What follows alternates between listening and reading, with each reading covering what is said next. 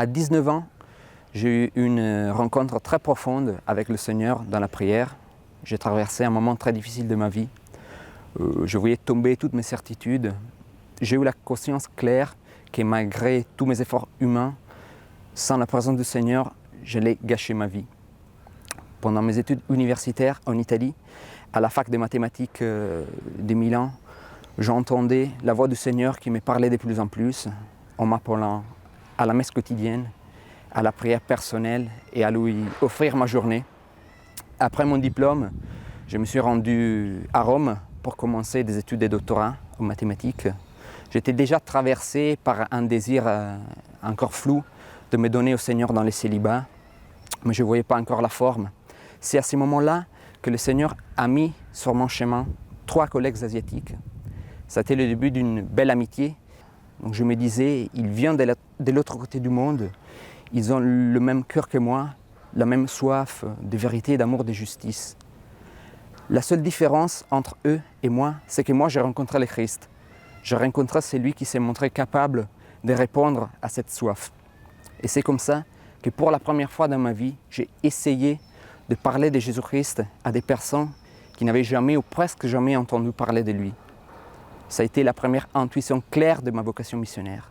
Aller à la rencontre des personnes culturellement lointaines de l'Évangile et de l'Église pour leur parler de Dieu.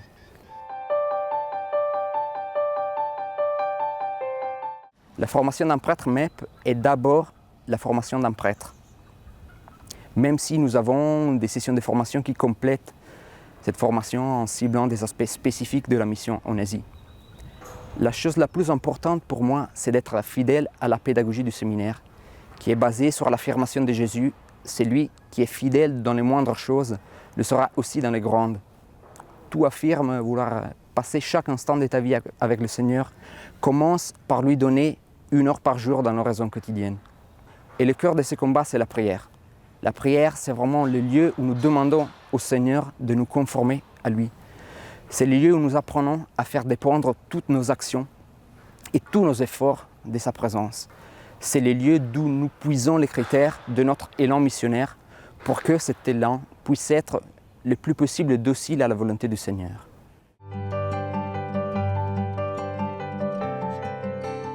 Dans le premier chapitre de l'Évangile de Jean, Jésus se tourne vers les 2 disciples qui avaient commencé à les suivre et il leur demande « Que cherchez-vous » C'est-à-dire que d'après Jean, le début du ministère public de Jésus, ce n'est pas un commandement, ce n'est pas un discours, c'est une question.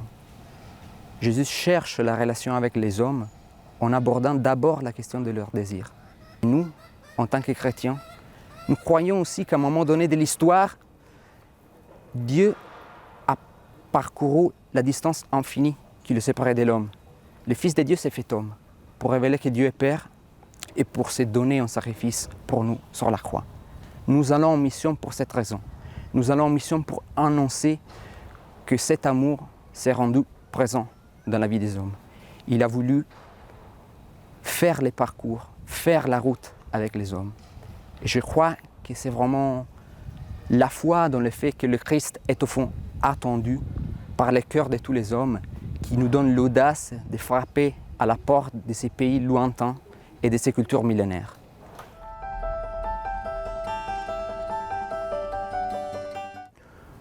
Je ne crois pas qu'on puisse dire qu'on est prêt pour les ministères ordonnés. Je crois que simplement, à un moment donné, le Seigneur nous donne la grâce d'être prêts à dire notre oui à lui. Et c'est l'expérience que je fais maintenant. Et c'est l'état dans lequel j'attends aussi l'annonce de mon pays futur, de mon épouse. Je suis dans la joie, mais je ne suis pas dans une célébration personnelle. L'appel, ce n'est pas la récompense à 6 années de fidélité au parcours que l'Église propose. Ce n'est pas d'abord ma fête. C'est la fête de ce qui s'est passé dans ma vie.